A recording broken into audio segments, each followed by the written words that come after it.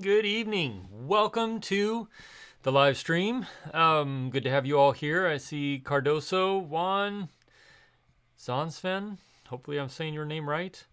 But good to see you all here. I've got some great footage to show you in a little bit. Been playing a lot with my FPV drone out and about. You may have seen it already, some of it on my Twitter or on Instagram.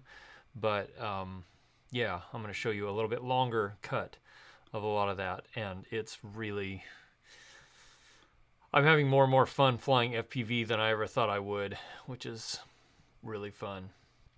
So hopefully everybody's doing well. Hopefully you all are having a good winter so far. I know Zansven, I hope I'm saying your name right. Your weather's probably similar to us right now, where it's been cold. Ours, we were in the minus 20 C range. We're now up in the minus like 2 to 3 C range, which is way better than minus 20, minus 30 C. So, hey, here's some family vlogs. Welcome to the stream. Good to see you. So, hey, Journeyman. Rick Halber. Hey, how you doing? I hope you're doing. Sven. All right. I'll say it that way. Sven, thank you. Thanks for that. I appreciate that. So, for those of you that don't know, tonight, the Wednesday night, this is a time when we either talk about stuff that I've been working with or reviewing recently, or if you have general questions about, you know, how to do things as a solo creator, or videos or photos or anything like that, ask questions away. Of course, lots of drone stuff because drones are fun and cool, and hopefully they won't go away with the FAA and PRM. But it is a night to ask questions, to answer questions, and to enjoy a little bit of time hanging out. So I'm going to show you some, for those, if you didn't hear me already, I have some really nice FPV footage to show you all. I posted clips of it on my Instagram and Twitter, but I'm going to show you more a long cut tonight. And I sent it to Ken Heron too. We'll see, he might play it tomorrow night too, but it's kind of late in the game for me to get something to him for this Thursday night, so it might be a little bit later. But how you doing, Rick? I hope you're doing well, man. I hope your recovery's going well. I hope you're catching up and getting better. So Sven, nice. That's awesome. How's your winter been there? I hope it's been well. I'm going to make a couple of things here real quick. There we go. Now, I added Cardoso and Rick Halber. I made you guys moderators. You guys can help me moderate the less than explosive chat that we get in here. But yeah, so good. I'm glad you're doing well. Very glad. You're over, Cardoso, you're over winter already? Yeah. Me too, actually. I am done with winter. I have about had it.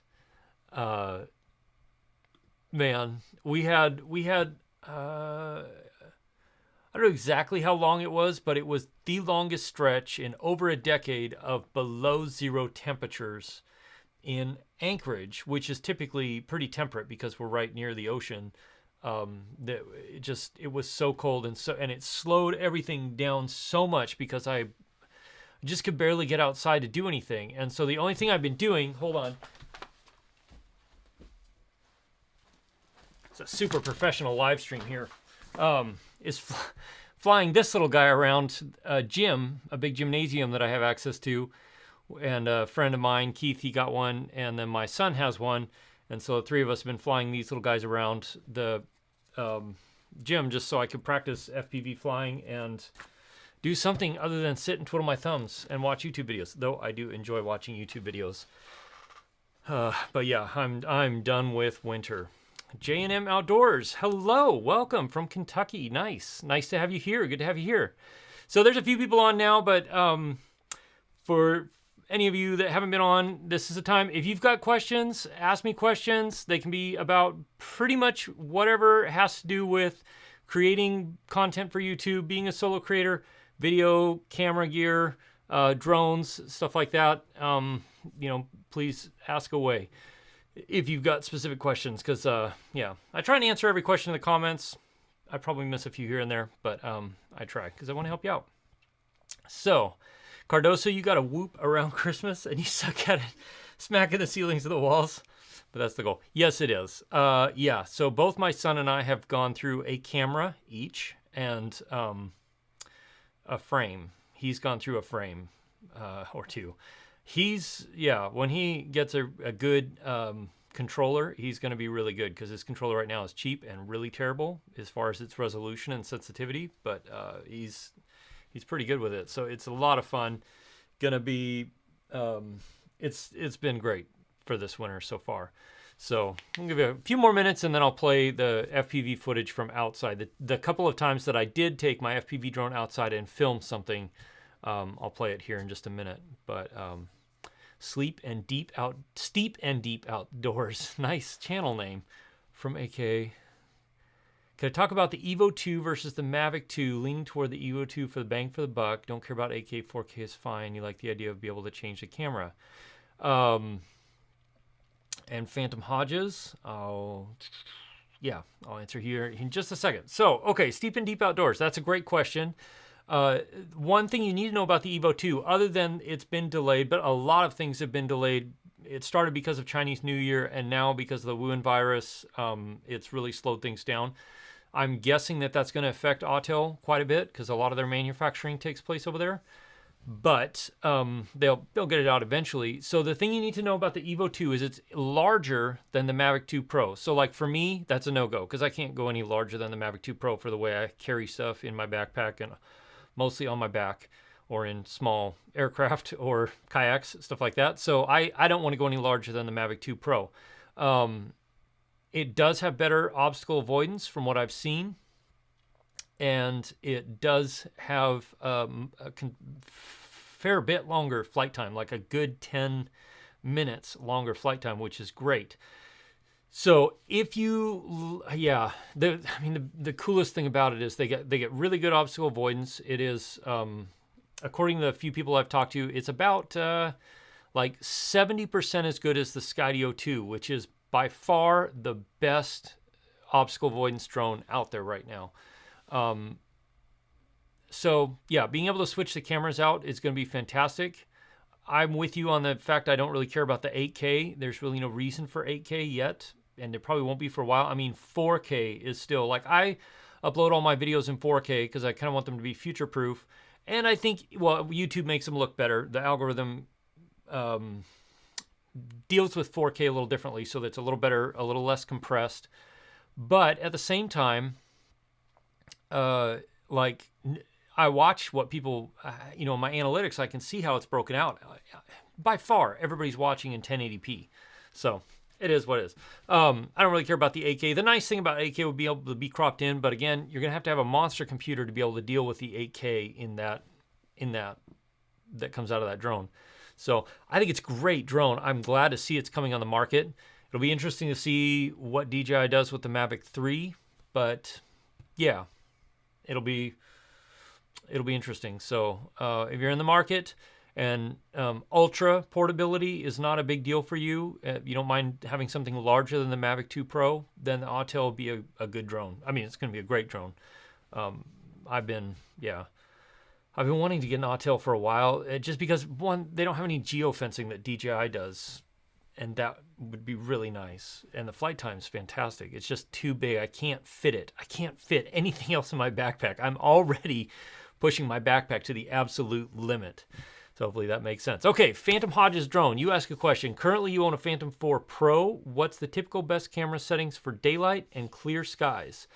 So anytime you're flying with a drone, and actually I'm going to be, I missed last week. I got sick and a few other things, so I did not have the chance to put any of my videos together for last week. But one of the next videos I'm putting out there is 5 tips for my Friday 5 tips on how to edit drone footage. And part of that I'm going to throw in there how to record drone footage, because that really makes a big difference. But if you can set your white balance to 5600, or the sunny weather setting is pretty easy too. Don't use auto white balance because it'll change and constantly fluctuate, and it doesn't look good. And then it's really important to keep your shutter speed at 2 times your frame rate. So if you're filming at 24, then you want your shutter speed to be 48 or usually 50 on most cameras. If you're filming at 30, you want it to be 60. If you're filming at 60, which I think the Phantom 4 Pro can do 60 if I remember right. I had one for a while. Then you want to film your shutter speed to be 120. And then your ISO is going to adjust. Obviously, bright sunny day, it's probably going to be at 100. So you're definitely going to want to use an ND filter or of some sort. So typically like 4, 8, and 16 or an 8, 16, and 32 will work for you because the Phantom 4 Pro does have a really nice aperture, the ability to close the aperture down. And so I would set your shutter speed the way you want it. Set your ISO down as low as you can go to like 100 or 200, or get it down there. And if it's still too bright, then clamp down your aperture as low as it will go, like 16 or something like that, and you should be in the ballpark there. You can play with your aperture more if you have an ND filter on the front, will help you. So let's see.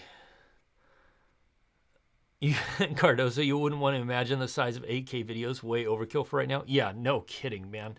So it's interesting. I did an experiment because I've been wanting to produce some videos about how to record interviews. Really simple setups because, real run and gun type deal, but where you get really good quality. And one thing you usually do with interviews is you have 2 cameras. You have a tight shot and a wide shot. And the reason for that is you can edit between the two seamlessly and get rid of a lot of unnecessary stuff, but make it look like it's very seamless. And so I was experimenting because I was curious. With 4K, everything I deliver to clients is in 1080p. Unless they ask for something otherwise. But if I film in 4K, obviously you can crop in up to 200% and have absolutely zero quality loss. So my thought was, well, what if I was using one camera, filming at 4K, and then every time I make an edit, I go from the full 4K into zoomed in up to 200% crop for the tight shot, and so on and so forth. I can play with it that way. And then I wanted to know which one, like the 1080p or the 4K, like if I have 2 cameras shooting 1080p and 1 camera shooting 4K, which one is going to have the most amount of data? Because I want to keep the amount of data I have to a minimum. It worked out to be exactly the same. And I don't understand why yet. I'm trying to figure out why. Because if I shoot 2 cameras at 1080p, it came out, when you add those 2 file sizes together, it came out to the same amount of data as the 4K file. So I have no idea why yet. It's got to be something to do with Sony's compression and stuff like that. But anyway, so Mr. 305 for real, you finally bought a Panasonic G4 camera, Metabone speed booster. Before you do, what's the best lens, best quality image for video and photos? So speed booster, unless you have lenses from another company besides Panasonic, I wouldn't worry about that. There are some really good lenses. I'll have to pull them up, but there's one that's, I think it's like a 10 to 50 or something like that.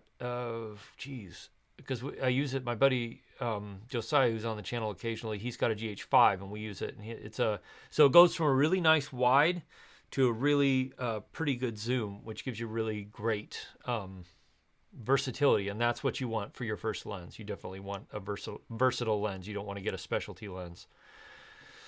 So let me think about that for a minute. Cardoso, is 5600 my go-to for white balance for outdoor bright days? Yeah, it is. Unless I'm shooting in the shade of a mountain or something, where the light is going to be a little more blue, then I'll be up at like 6,000 to 6,500.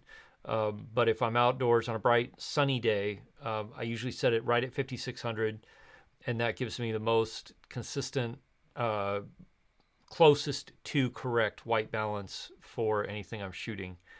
And then a cloudy day, obviously the white balance will go up to like 6,500.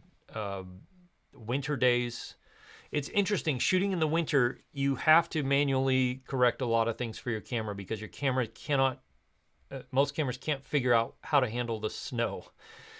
So they'll underexpose thinking that the snow is actually gray.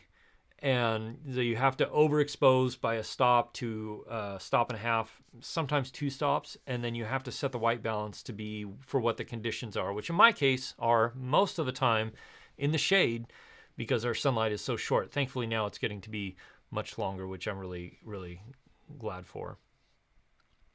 But yeah, I like 5600 is great. Hey, Rick Vestudo, welcome to the stream.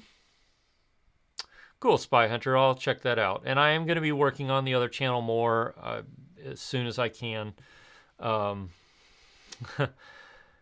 Jayer, I am going to have to use Google Translate to translate that. Let me see real quick. Because watching without understanding anything. Met someone like you, watching without understanding anything. Oh, that's funny, man. Anyway, welcome to the stream. Let's see, Mr. 305 for real. Okay, let me pull up.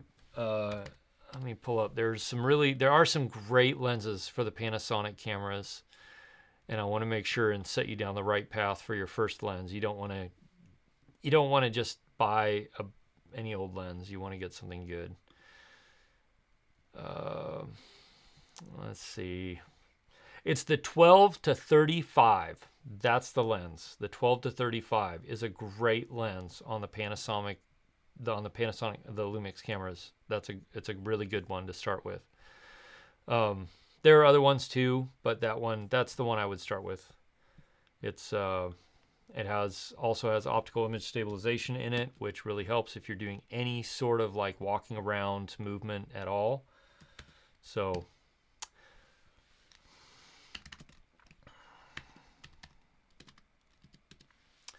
that's the one there. And you can look on eBay for used versions if you want to, or keep an eye open locally, something like that. So Rick Vestudo, welcome. Good to have you here. Let's see. Yeah. Okay. So who wants to see some FPV drone footage from really, really cold days? I'm going to get over to my other window and we can keep talking through it. But so this was all shot with my FPV drone that I built with a GoPro on the top. These are a couple of the rare times that the GoPro actually worked. And if you want to know more about that, don't ask. I've had it with GoPro. Incidentally, before we jump into the FPV footage, if anybody wants to buy a brand new GoPro Hero 8 Black, this just came from GoPro to replace my other one because there was an issue. It's brand new. I haven't even turned it on or anything like that. I only took it out of the box. I'm going to sell it. You can reach out to me on Twitter. So I don't want anyway, that's the worst thing. I'm trying to sell something after I've just told everybody I don't really like it. Anyway, so, all right, here's the FPV footage. So there's a couple of different days in a couple of different locations, but enjoy it.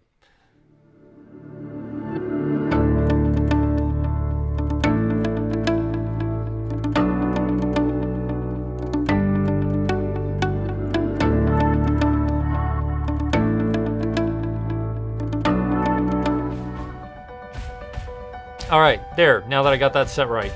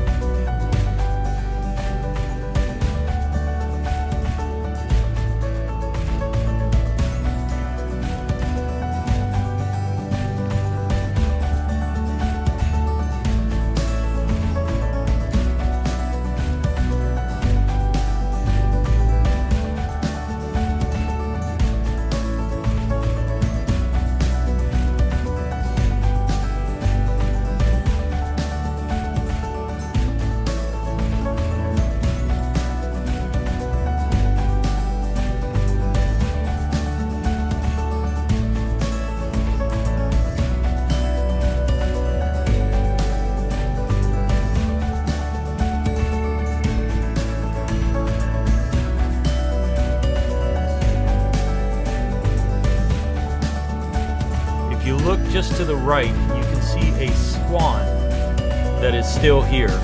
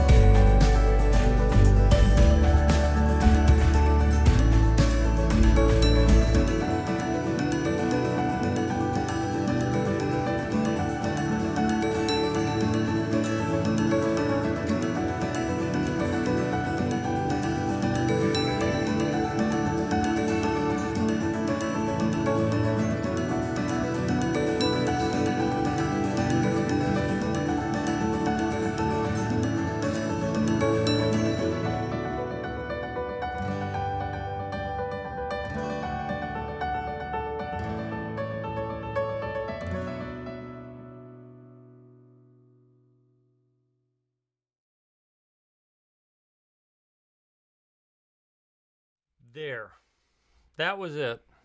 And it's quite the interesting experiment trying to make sure you land on small places like my car hood. My car hood has become the roof rack of my car, and my car hood has become my takeoff point and my landing point for the drone.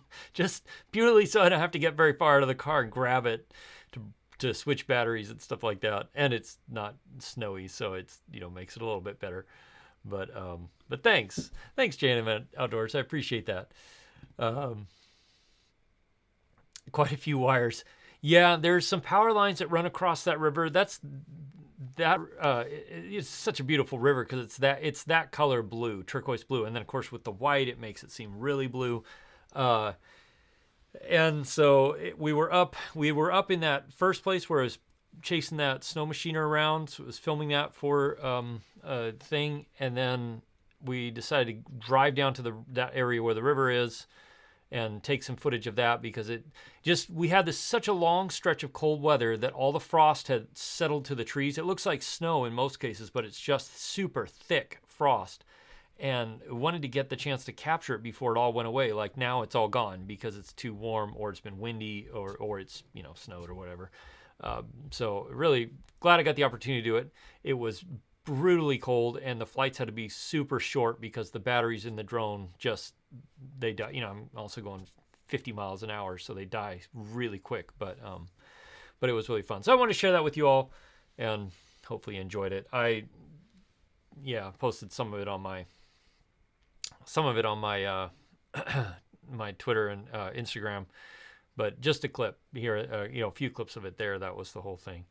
But those power lines made me nervous too. Actually, there were a lot of things that made me nervous. Most of it was flying over water, knowing that if the battery died or anything went wrong, that was it. I was never gonna get that drone back because I'm not waiting around. Juan, is there any way to get ambient audio while flying? There is, but not really from the drone. It has to be just from the same area the drone is in, because the amount of wind going by the drone and then the sound of the motors is just like, it's insanely loud, and it drowns everything else out. So, but yeah. So let's see. Aaron Olson, do I call it a snowmobile or a snow machine? Thanks, Sven. That river was my favorite part. That was like a 3-hour drive one way to get to that river. Totally worth it. Aaron, I call it a snow machine because most people in Alaska call them snow machines. Hey, Sea Park. Yeah, there's a whole thing about whether it's a snowmobile or a snow machine. A lot of people up here just call them sleds. They're not sleds to me because they're motorized, but that's what they call them, sleds. So, yeah. Risk versus reward paid off, J&M Outdoors. Yes, I take a lot of risks. So far, I've only lost one drone that went down inside of a crevasse in a glacier.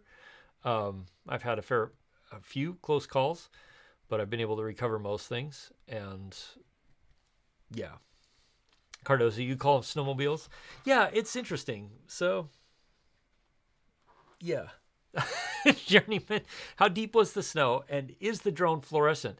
It is not fluorescent. I probably should make it fluorescent. I need to put a beacon on it so that I can like hear it buzzing and see it flashing in the distance. The snow in that area where the trees were and the snow machiner was, that was, we just had a huge snowstorm go through. So it was easily 3 to 4 feet deep. If I'd had to have gone out and get that drone, I would have been up to my waist in snow all the way out. And I was a ways out, so it would not have been fun. I was very conscious of that when I was flying, following the snow machine. So, or skidoos. Yeah, skidoos. That sounds about right. Yeah, most everybody up here calls them snow machines. Yeah, it's pretty generic. I mean, but yeah, there's a few people that just call them sleds. They're like, yeah, I'm gonna go sledding. Not the kind of sledding where you get in a sled and go down the hill. It's intense, serious sledding. So, yeah. Hopefully, you got more questions. I might have answers. Mr. 305, let me know what you think of that lens. If you get the chance to look it out. I mean, I know it's a little expensive, but a lens is going to last you a long time. So, anyway, that's a good lens. Skidoos. Yeah.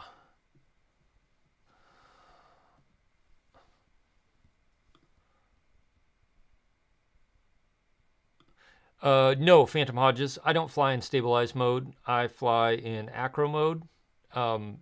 Purely because the reason I started going down the FPV drone wagon, I don't know what you want to call it, or rabbit hole. Rabbit hole is a pretty accurate term. Was I wanted the look of flying like you're flying in a small plane. And so, yeah, so I don't fly in stabilized mode. I fly in acro mode. I haven't put anything in footage yet, but I can do some tricks like rolls and loops and stuff like that. And, but I don't do a lot of those yet. It depends on the location, and the risk. The risk is very big. So one of the things in the next couple weeks, we're working on putting together a group of us going out to across the frozen lake to a glacier again. I'm going to film some stuff with the Skydio, of course, as I'm going across the lake, but then I want to FPV around the face of the glacier. And if I get the right location, I want to FPV down into a crevasse and up and out of it and stuff like that. So that'd be really, really fun. Sven, photography or flying a drone? You're now more of an amateur photographer, but still want to fly with the drone. So honestly, Sven, I have a Mavic 2 Pro, and the Skydio. The Skydio I haven't gotten out as much this winter as I wanted to, just because it's been so cold, and the Mavic 2 Pro does do a little better in the cold. But I love taking pictures with the Mavic 2. It takes great photos, and it's a really capable camera platform. I mean, I like doing video stuff too, but it's so cool to be able to get a different perspective, especially if it's like a straight down perspective, something we never see as humans typically in a normal day. Looking straight down on trees and stuff like that is it's one of my favorite things to do. And there's a few pictures I threw on my Instagram last year where it's like top down of icebergs or top down of different things. And I think I put up one where it was the top down of a bridge.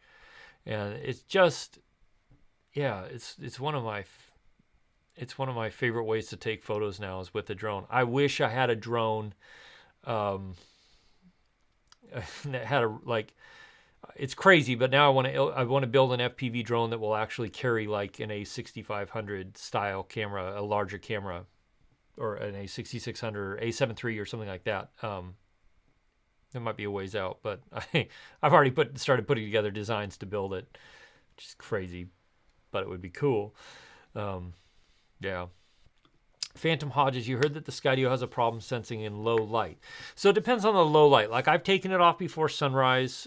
I've flown it after sunset in civil twilight. But it if the light is too low, it won't take off. And the reason for that is, it's put away. The reason for that is the obstacle sensing cameras have to be able to see well enough to be able to detect obstacles. I noticed when I did it in lower light, like before sunrise, after sunset, it did detect obstacles for the most part, but it wasn't detecting them as well as when it was in, normal daylight hours. So it does. But it makes sense. It has 6 4K cameras on it, all looking for obstacles. They have to have decent enough light to be able to actually see the obstacles around it. So it's, in that sense, it is a little bit limiting. It's a fantastic drone, but it's not aimed at the same people that like the Mavic is or the Evo 2 is. It's aimed at a very different market, and it's, that's where, I did that comparison video, but it really is like the Skydio 2 it's in a different class. The Mavic 2 Pro is in a different class. It's like comparing apples and oranges. It's very different. The Skydio 2 is really made for people who want to get really incredible drone footage of themselves doing something. Whereas but you can also do decent drone work with it. The Mavic 2 is more built for the prosumer, maybe smaller commercial operators like me who want to get good footage, but also want some portability like me. So, yeah. Hopefully that makes sense. You bet, Sven. Glad I answered your question. I hope. Yeah, exactly, Cardo. So it can't see in the dark. So they did some things really differently with the Skydio 2. Like there's no, at least from what I can tell, there's no compass, no magnetic compass in the drone. Because there are magnets all over it. The battery attaches magnetically, the ND filters attach magnetically, and so what I understand the way it works is the same way that if I put GPS on my FPV drone for like if I lost it, which I'm planning on because I'm going to do some risky things this summer, that the drone will be able to return to me at least close enough to where I can regain control of it, and then it'll land. If I don't regain control of it, it'll land. Hard landing, but it'll land. But the way that those types of things work is that it's all based on just the GPS signal. And so the drone starts moving, and it's the instant it starts moving, it knows which way it's going based on how the GPS coordinates are changing and stuff. And I'm pretty sure that's the way it works with the Skydio. So in theory, they could make it so that it could take off in low light, but it just wouldn't have any obstacle avoidance at all. Now, I don't know how much of the visual sensors of it play into the way that it's flown. I would think that it has, IMUs and gyros and the GPS unit that it could fly without the obstacle avoidance. But yeah, I don't know how it's all tied together with their little supercomputer in there. So, oh, good. Glad to help you out, Sven.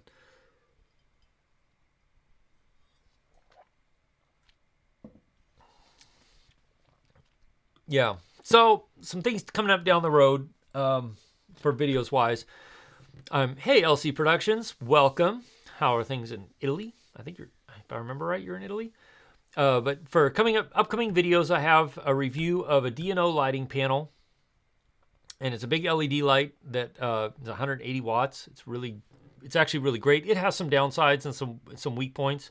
It's definitely less expensive than the same ones out in.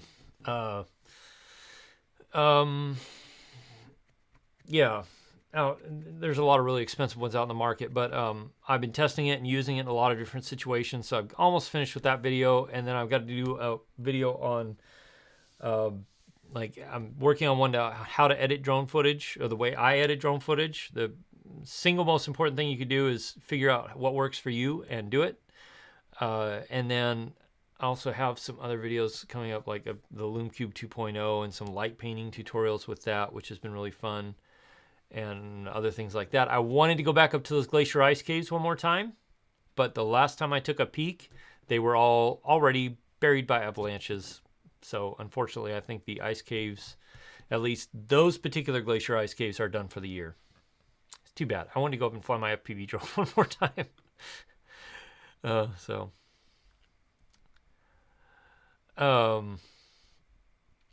Sparkles, I don't talk about any of that on this channel. That's all on the other channel, the Alaska Vader channel, but thank you. Appreciate the compliment. So, ciao, Elsie. I say cheers, but ciao. So, Phantom Hodges, what do I use for video editing? Use DaVinci Resolve and Luminar for photos. Oh, that's a great question. Primarily for video editing, I use Final Cut Pro. And that's purely because I've been using it for years now, and I'm really used to the workflow. I did download and I started messing with DaVinci Resolve, and I gotta say, it's an incredibly powerful program. Even the free version is I've been telling people, like, if you need an editing program that's really powerful, but you don't want to pay a lot of money, or you don't want to pay Adobe every single month, then DaVinci Resolve is the way to go. And then if you want to, you can buy it for a one-time fee, and it's yours, which is great, frankly. It's fantastic. So yeah, DaVinci Resolve is super powerful. So for photo editing, I do use Lightroom and Photoshop. Sometimes I have been using Luminar. Luminar? Is that what I'm using? Yeah, Luminar 4 for the last couple months.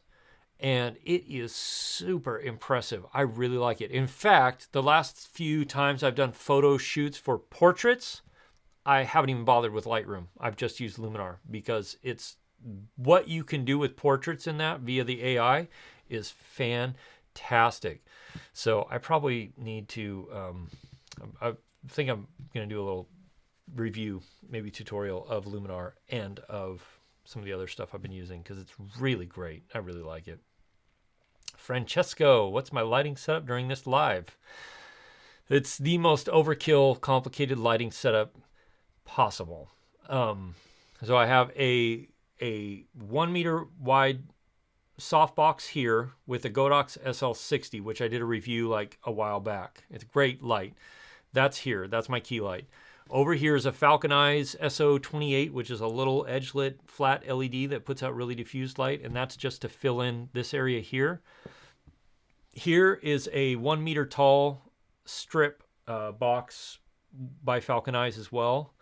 And over here is another one of those 1 meter tall strip boxes by Falcon Eyes, which I need to do a review of. And I'm going to be doing some lighting tutorial videos and talking about this stuff here soon because it's cold and I don't want to do stuff outside as much there.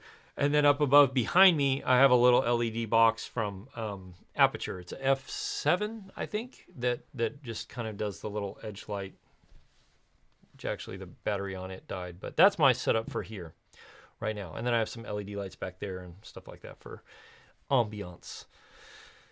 So, Cardoso, you've been using DaVinci Resolve for almost 2 years now. Yeah, it's a great program. Thanks, Rick. Thanks for hanging out. Glad you're doing well. See you again real soon. So, LC Production, you use Topaz Denoise for RAW and post in Lightroom? I haven't checked that out. I'll have to check it out and mess with it. Yeah, of course, denoising is two different things. Like video work, when I do denoising on video work, I use Neat Video, which is fantastic. And then for audio, Isotope RX7 is bar none of any tool I've ever used. It can clean up the most just horrendous audio and make it sound so much better. And then for denoising on photos, I generally just use whatever's built into the program. I haven't ventured out very far past that, but I will take a look at Topaz. So, right, Cardoso? It is at Isotope. I have gone through projects where the audio was completely unusable, and Isotope has brought it back from the edge to make it to where it's actually usable and sounds decent even. It's just incredible what that software can do. And yeah, absolutely amazing. So let's see. Steep and Deep Outdoors. I got to check out your channel. You have a really interesting channel name. I want to know what you're doing here.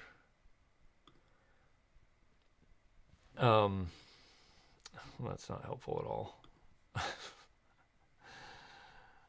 You have a lot of their plugins. Yeah, they make some fantastic plugins. I really, really like their plugins. They're fantastic. So, all right. I've got to wrap this stream up pretty quick. So if you have any more questions, you can shoot me questions real quick. I got about 5 more minutes, and then I have to run to the other side of town for a meeting. But, if you don't have any more questions, then it's been great hanging out with you all tonight. Glad you all enjoyed the drone footage earlier. And Thanks for watching the live streams.